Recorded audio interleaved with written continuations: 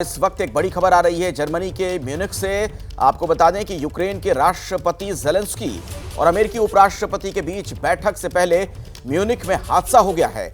Germany के Munich में एक कार ने भीड़ में घुसकर कई लोगों को टक्कर मार दी। कार की टक्कर से 15 से ज्यादा लोग घायल हो गए हैं। सुरक्षा सम्मेलन कल से ही दरअसल शुरू होना है और उससे पहले यह हादसा जर्मनी के म्यूनिख में शुरू हो रहा है सुरक्षा सम्मेलन और उसके पहले आप देखिए दुर्भाग्यपूर्ण घटना घटी है। एक कार ने कुछ इस तरीके से टक्कर मार दी, कई लोग उसमें घायल हो गए हैं। तस्वीरें आप देख रहे हैं जब घायलों को वहां से इलाज के लिए ले जाया जा रहा था, अस्पताल ले जाया जा रहा था।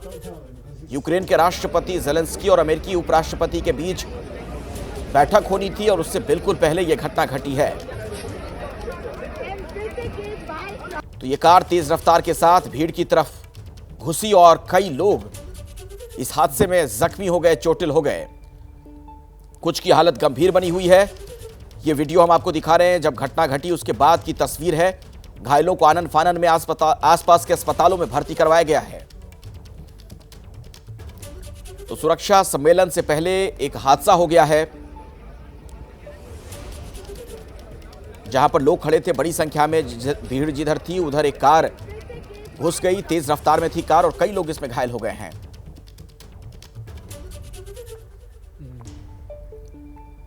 फौरन लोगों को अस्पताल पहुंचाया गया, जो लोग भी इस हादसे का शिकार हुए, जख्मी हुए थे। अपने दर्शकों को बता दें ये बड़ी खबर और महत्वपूर्ण ये हो जाता है, सुरक्षा इंतजामों को लेकर भी सवाल खड़े हो सकते हैं क्योंकि यूक्रेन के राष्ट्रपति ज़ेलेंस्की और अमेरिकी उपराष्ट्रपति के बीच बैठक होनी थी और उससे पहले ये घटना घटी है। अब सवाल ये कि कार ये बेकाबू हो गई थी कि कैसे ये चली गई भीड़ की तरफ, आखिर इस हादसे के पीछे वजह क्या है और क्या सुरक्षा में चूक के तौर पर भी देखा जा सकता है। कार उधर कैसे घुस गई जहां पर बड़ी संख्या में लोग खड़े थे। 15 से ज्यादा लोग बताया जाता है कि कार की टक्कर में घायल हुए हैं।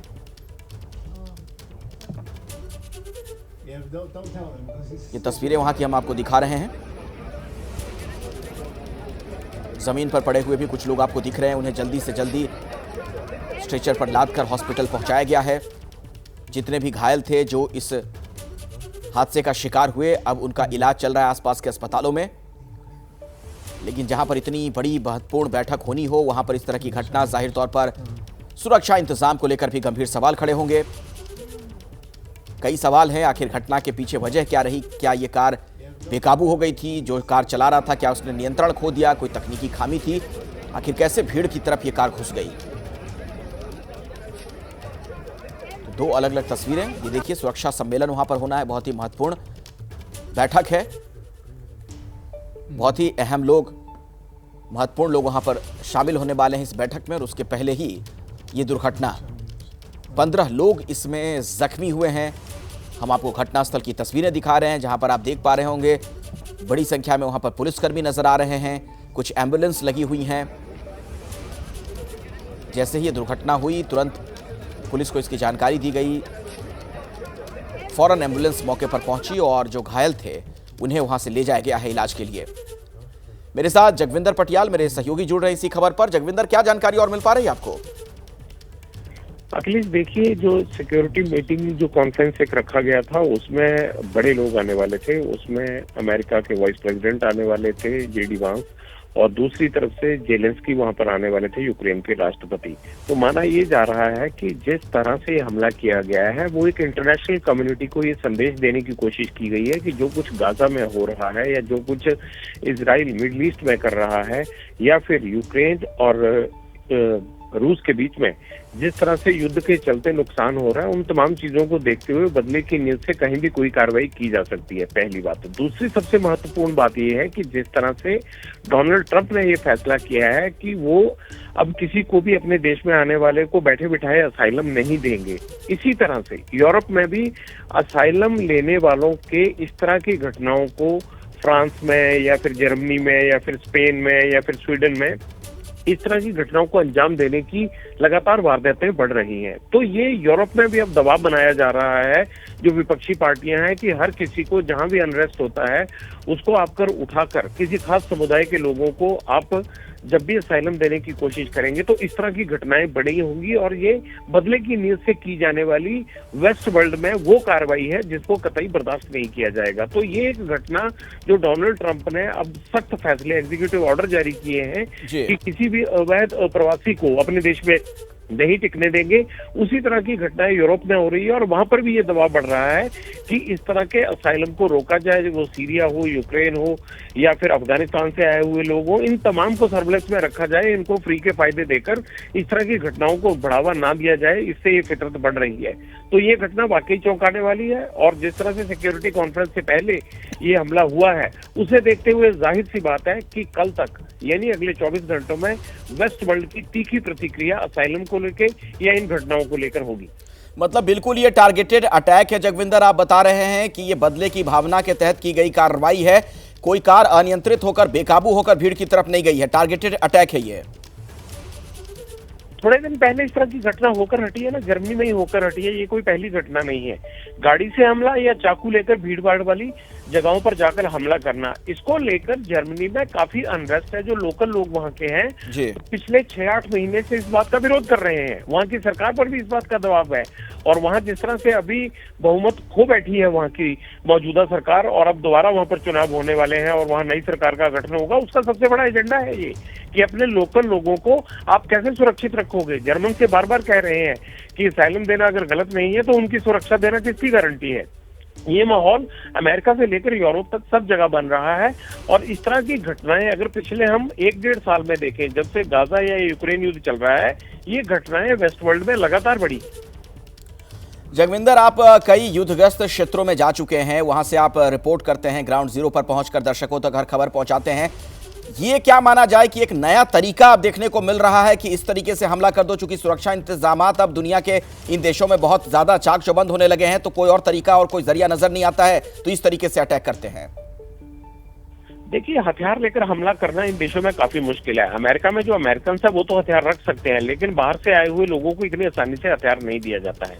दूसरी महत्वपूर्ण बात क्या है कि अगर कोई भी आदमी जो साइकोलॉजिकली इन चीजों का बदला लेना चाहता है, वो इस तरह की घटनाओं को अंजाम क्यों देता है। आप पिछले 2 साल के अंदर ये देखिए कि अमेरिका और यूरोप की कितनी यूनिवर्सिटीज के अंदर, कितने पब्लिक प्लेस पर फिलिस्तीन को लेकर, गाजा में जो कुछ हो रहा है उसको लेकर या फिर यूक्रेन युद्ध को लेकर कितने ज्यादा प्रोटेस्ट हुए हैं और उनको रोकना अमेरिका से लेकर यूरोप के कई देशों को जो है एक बड़ी चुनौती साबित हुआ है। जब इस तरह के प्रोटेस्ट को कुचलने की कोशिश की जाती है, जर्मनी में क्या हुआ था, जर्मनी की टेक्निकल यूनिवर्सिटी बर्लिन में स्टूडेंट्स ने आपस में झड़प की, विरोध प्रदर्शन के खिलाफ जो है वो दोनों तरफ से स्टूडेंट आ गए और एक फिलिस्तीन का समर्थन कर रहे थे, दूसरा जर्मनी का समर्थन कर रहे थे, वेस्ट वर्ल्ड का समर्थन कर रहे थे। वहां पर तकरीबन 200 लोग इंजर्ड हुए थे।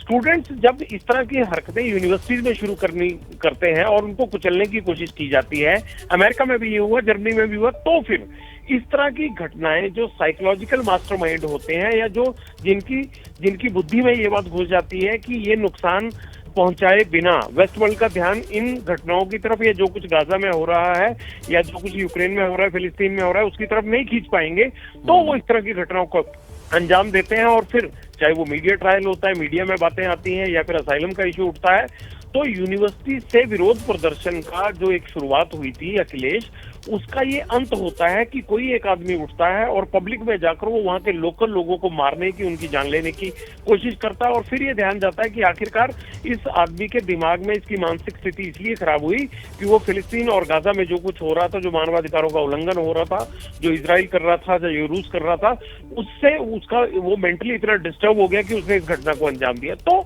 ये उसी कड़ी में है जो विरोध का एक तरीका स्कूल, कॉलेज, यूनिवर्सिटी से शुरू होता है और फिर वो जाकर पब्लिक में उनको मारने पर जाकर खत्म होता है। बहुत ही महत्वपूर्ण जानकारी आप दे रहे हैं जगविंदर, आप हमारे साथ जुड़े रहे हैं। मैं दोबारा लौटूंगा आपके पास। ये तस्वीरें हमारे दर्शक देख रहे हैं, जर्मनी के म्यूनिख की तस्वीर है, बहुत चौंकाने वाली तस्वीर और एक तरीके से आप कह सकते हैं डराने वाली तस्वीर भी। जिस तरीके से कार का इस्तेमाल किया गया, लोगों को टक्कर मार दी गई। कार हमले में पुलिस ने एक संदिग्ध को गोली मारी है, ये भी एक अपडेट है। अभी की बड़ी खबर आपको बता दें कि इसके बाद एक संदिग्ध को गोली मारी गई है।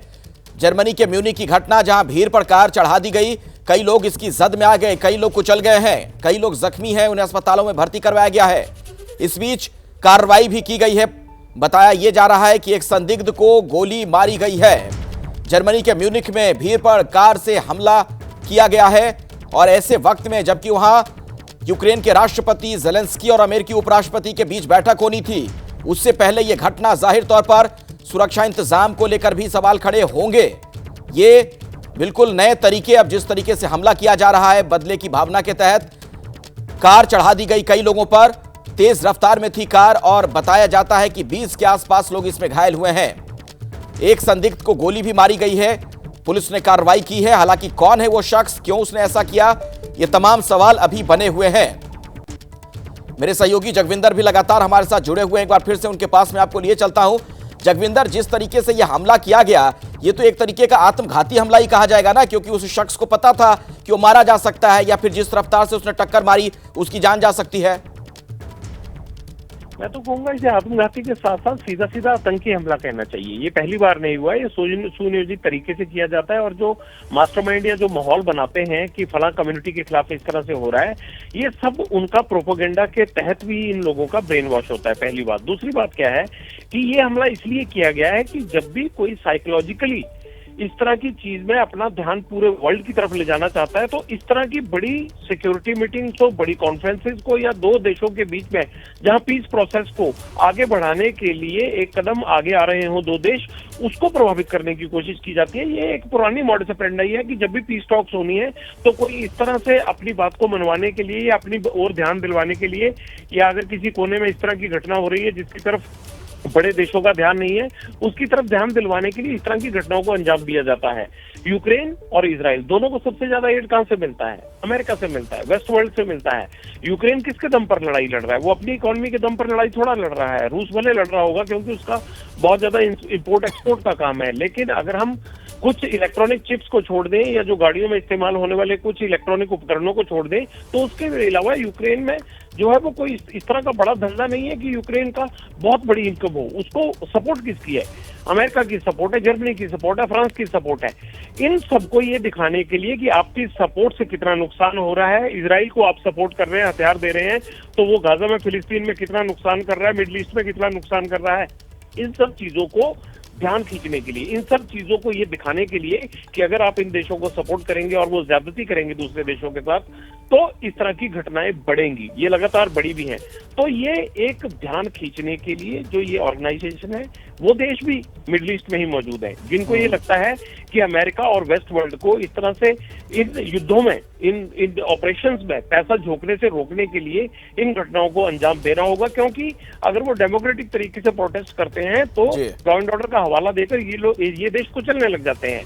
तो इसीलिए इस तरह की घटनाओं से आम लोगों को निशाना बनाया जाता है और वहां की लोकल सरकार पर फिर प्रेशर बनता है इस बात का कि जो भी ऑपरेशन, जो भी लड़ाइयां आप दूसरे देशों में लड़ रहे हैं, उसकी मार हम क्यों झेलें।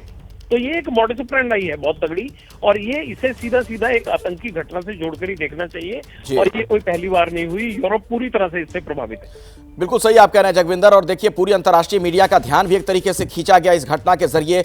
हर जगह, हर देश में, अलग अलग देशों में खबर दिखाई जा रही है। इससे भी जो शख्स होगा, जो भी सिरफिरा होगा, या जिसे आप आतंकी कह लीजिए, आत्मघाती कह लीजिए, फिदायीन कह लीजिए, वो एक तरीके से अपने मकसद में कामयाब हो जाते हैं। ये देखिए, ये तस्वीरें जो आप देख रहे हैं, जब हमला किया गया, कार चढ़ा दी गई लोगों के ऊपर, उसके बाद की तस्वीर, वहां पर अफरा तफरी का आलम। कई एम्बुलेंस आप देख पा रहे होंगे, कई वहां पर सुरक्षाकर्मी मौजूद। घायलों को आनंद फानन में अस्पताल पहुंचाया गया है। कुछ लोग बुरी तरीके से जख्मी हो गए हैं, जिनकी हालत नाजुक बनी हुई है। एक ऐसे वक्त में जब वहां पर बहुत ही महत्वपूर्ण बैठक होनी थी, ये हमला वहां पर होना, जाहिर तौर पर कई सवाल भी खड़े होंगे। और जगविंदर, एक बात और आपसे समझना चाहूंगा, म्यूनिख में जहां पर यह हमला किया गया, कार से लोगों को कुचल दिया गया, वहां पर कई बड़े देशों के लोग आ रहे थे, महत्वपूर्ण व्यक्ति आ रहे थे। ऐसे में क्या सुरक्षा में चूक के तौर पर भी इसे देखा जा सकता है? बहुत बड़ी चूक मानी जा सकती है। थोड़े दिन पहले बर्लिन में तो ऐसा होके हटा है। अगर मान लीजिए इतना बड़ा एक कॉन्फ्रेंस होने जा रहा है जिसमें एक तरह से जो अनरेस्ट मुल्क है उसके टॉप डेलीगेट्स यहाँ पर आ रहे हैं, तो उन हालात में जर्मनी और खासकर म्यूनिख, जिसे कि आर्थिक राजधानी कहा जाता है, और जिस तरह से भारत में मुंबई का दर्जा है उसी तरह से जर्मनी में म्यूनिख का दर्जा है, और बहुत कॉस्टली और बहुत एक्सपेंसिव शहर माना जाता है। यानी वहाँ का क्वालिटी ऑफ लाइफ जो है, जो लोग वहाँ रहते हैं वो ज्यादा कमाते हैं, बड़ी कंपनियों के दफ्तर है, बड़े इंस्टीट्यूट है वहाँ पर, और वो लोग ज्यादा टैक्स देते हैं, और उनके लिए सुरक्षा के इंतजाम या फिर जो बाकी की चीजें और भी चाक चौबंद होनी चाहिए थी। अगर वहाँ पर सिक्योरिटी कॉन्फ्रेंस रखी गई थी, अखिलेश, तो ये देखकर रखी गई होगी ना कि म्यूनिख में सुरक्षा के इंतजाम किस तरह से हैं, वहाँ का एनवायरनमेंट कैसा है, जो लोग आ रहे हैं उनके लिए किस तरह का इंफ्रास्ट्रक्चर है। ये कोई ऐसे तो है नहीं कि किसी छोटे मोटे प्रांत में या किसी छोटे मोटे शहर में रख दिया जाता है इतना बड़ा इवेंट। तो अगर म्यूनिख में भी सुरक्षित नहीं है और उस दौरान सुरक्षित नहीं है, जब अमेरिका से लेकर यूक्रेन तक जो डिस्टर्ब कंट्री हैं, जिनकी जो स्पाइंग एजेंसीज इतनी ज्यादा एक्टिव रहती हैं, उनको टारगेट करने के लिए या वर्ल्ड का ध्यान वहां खींचने के लिए वहां टारगेट जा सकता है। तो ऐसे में ये एक ना सिर्फ सिक्योरिटी फेलियर है, बल्कि जर्मनी की सरकार को ये भी देखना होगा कि उनकी घटनाएं यहाँ बार बार हो रही हैं और वो इनको क्यों नहीं रोक पा रहे हैं।